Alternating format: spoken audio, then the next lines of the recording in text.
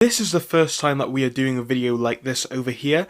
We're talking about the wider market condition because in the past week we are seeing a lot of weakness in the market as a whole, and of course we can have a look at what is going on to cause that. Now, as I do always say, this is only my opinion and it is not financial advice, and whether a market crash is coming or not, well, we do not know that for sure, but what we can do is have a look at the data that we do have and gauge what is going on based on that. So do remember, it is only opinion based, but we are going to dive in.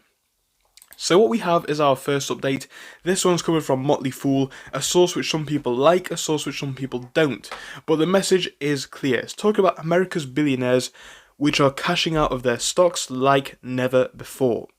Now, when we have a look, we can see the super rich usually hang on to stakes in companies that made them super rich because cashing out and realizing any capital gains will come with a hefty tax bill. But times are unique. Stock valuations are at record highs and taxes on America's super rich could go up when the clock strikes midnight on January the 1st. So this was published late in December, but it is still relevant. And we can actually see who has sold. So last month, and again this was published in December, we can see representative passed a super wealth surtax of 5% income on over 10 million and 3% if it tops more than 25 million. The surtax, which would take effect in 2022, still has to make it through the Senate, applies to capital gains tax, meaning cashing out stock holdings would be pricier. In other words, the super wealthy have 2 weeks potentially, again from the time of writing, to save 8% on their tax bill, and many have been at it for months. A few names that we can see over here, we have Mark Zuckerberg, who has sold 4.5 billion in Meta, formerly Facebook, stock this year. We can see in 2020 his Silicon Valley brethren, Sergey Brin and Larry Page, Google's founders, sold a combined 3.5 billion in their Alphabet stock, their first sale in 4 years, and Jeff Bezos, the world's second richest person, has sold more than 9 billion of Amazon stock. Meanwhile, Michael Dell, the founder and CEO of what else? Dell, broke a 2-year record by selling fast to dump 500 million worth of his shares. So these are a few notable examples, and if we come down a bit later, we have Elon Musk, and he has unloaded 12.7 billion in Tesla shares for the first sale in 5 years. He also moved to Texas from California, reducing his state tax bill and swapping Carl's Jr. for Whataburger. Both he could have made complete against if he ever gets around to opening that fast food chain he now has the money for. So really we can see what is going on here, and does this itself indicate to the potential of a market crash? Not necessarily, but I think this is something worth looking at. Now, why are they doing that? I think there are some fair reasons why billionaires would want to sell their shares now. And when we come over here to what we're looking at on the major indexes in the past year or two, it becomes very, very apparent in my opinion. Now, can the run-up continue for the future? Of course it is possible that it can, but I do want to break down the trend that we are seeing across the wider markets both today and in the past year, because now it's becoming very apparent. Now, what we have here is a few of our major US indices. We have the S&P 500, S&P 100, but I'm just going to focus on the main ones that people are generally interested in. And we're going to start off with the S&P because I think this is one of the most important ones, because it does contain a lot of the US's most important companies and biggest companies as well.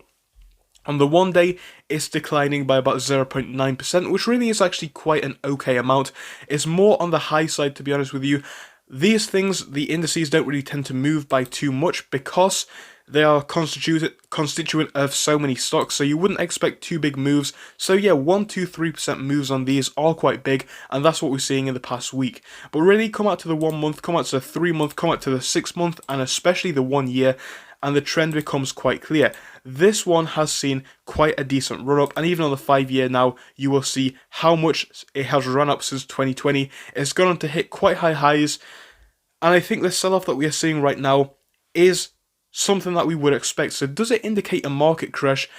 Maybe, maybe not. But what we know is we would really expect some sort of a drop on a few of these after such a big run-up. Now, if we have a look at a few of the other majors, we'll find similar results, and for this we'll go back out and have a look on some other charts, and we can see things when we come up here to Market Watch, which show us similar data if we want to highlight some of these.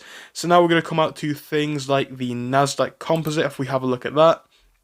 And this one on the one day, which was Friday, is coming down. But once more, where it becomes good for me is on the 1 year chart, where we can see this one is running up big. So when we consider the sell-off that we are seeing, maybe from here or here, depending on where you look at it, it really isn't too big of a deal, and I think some sort of a cool-off is to be expected at some point. I don't think it is too much to run up. I mean, too much to complain about. Again, look at that run up once more in the past year, and on the wider chart, and you will see, compared to what we have seen prior, this is a really big run up. The markets have been running really since about 2010, if we have a look down here, and it really hasn't stopped. And this growth is becoming very, very apparent, very, very exponential, if you will.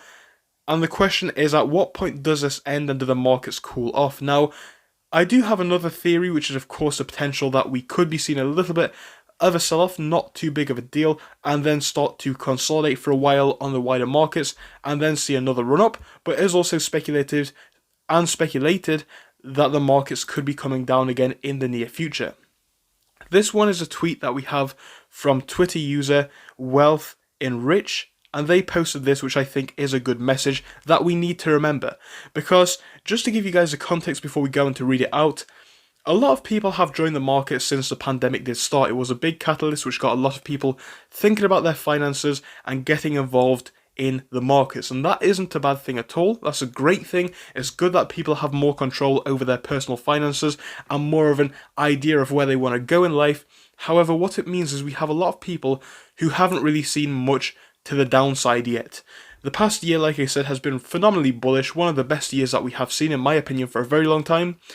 And with that being considered, everybody has been used to making money left, right, and center. Crypto, you want to buy crypto? Okay, you're going to make 1,000% profit. You want to buy this stock? You're going to make 500%. You know, people are used to those sorts of gains, but in reality, they don't happen all the time. And when they do happen, they do often, or at least sometimes, bring the hardness with them on the other side. So, what do I mean by that? I simply mean that we are going to see corrections, we're going to see little drops now and again, and it is something that we should be used to. So people see dips of 2-5%, they think this is a real crash, and I want to have a look at this message which was posted by this user. So a seasoned investor in the markets who has been here for a while will know that 5 to 10% is a decent dip. It's a downturn and we don't want to see it, but it is a decent dip, not really too worrying. 20% is more of a correction. That's what we're going to be seeing at 20%. Down to 30, we're looking at a crash. Down to 40, we're looking at a collapse. And 50 could potentially be a recession. But really, when it comes to the new investor mindset, again, it is mainly, in my opinion, due to a lack of experience. 2% is a crash. 5% is a massive crash. 10% is the bubble burst. 15% and it's like you're gambling at a casino. 20% I'm out of it and done and dusted. Be prepared, guys. That's the best strategy that you can have. Again, I am not a financial advisor. It's all my opinion. But I do agree with this. Of course, manage your risk appropriately. Don't take stupid losses just for the sake of it. But do be aware that losses can happen. And in the short term, drops can happen in your stock that you're in or in the wider market as a whole. And crypto has been selling off in a similar way to what we are seeing in the stock market too. Now, we're going to be having a look at inflation from this article from Forbes. It's talking about the two types of inflation, monetary and non-monetary. Last year, the increases in price came from pandemic disruptions made worse by Biden administration blunders. This is non-monetary inflation. Now, come down a bit further, we'll see other types of inflation can come from the Federal Reserve printing too much money. Our central bank has been using a certain gimmick, reverse repurchase agreements, on an unprecedented scale to keep the mounting of money from cascading into the economy. But these kinds of ploys will end badly. Moreover, the Fed has announced that come spring, it will no longer be adding to its holdings in government bonds, which means higher interest rates, even worse than the Fed already anticipates. And this could be bad news for money and the stock market as well. So where do we go from there? Where do we go now, and what are we thinking for the future? Well, as I have said at the beginning of this video, I think the future for the markets is different now depending on who you ask. Some people are anticipating a big crash, some people just think we're having a bit of a sell-off towards the start of the year and things are going to run on again in the future. Should we take too much from billionaires selling their shares, or is this just a minor thing that is occurring? Well, once more, I think there are some fair reasons for billionaires and a lot of other people cashing out their shares right now. The market's seen a phenomenal 24-month period, really. It's been down a lot, it's been up a lot. I think in that time period, people have made really big profits, so eventually they're going to want to take those profits, and the start of the year isn't necessarily the worst time to be doing that. So with that being considered, I'm not too worried about the drop that we are seeing into the start of this year. And when it comes to my predictions for the future, you know, we've been having these chats for a while about where the market is going. Are we going to see a market crash? And if we do, how big will it be? Well, I do think when it comes to the market crash, has it begun yet? My opinion is probably not. I think the markets are looking a little bit fragile and we have seen a big run up.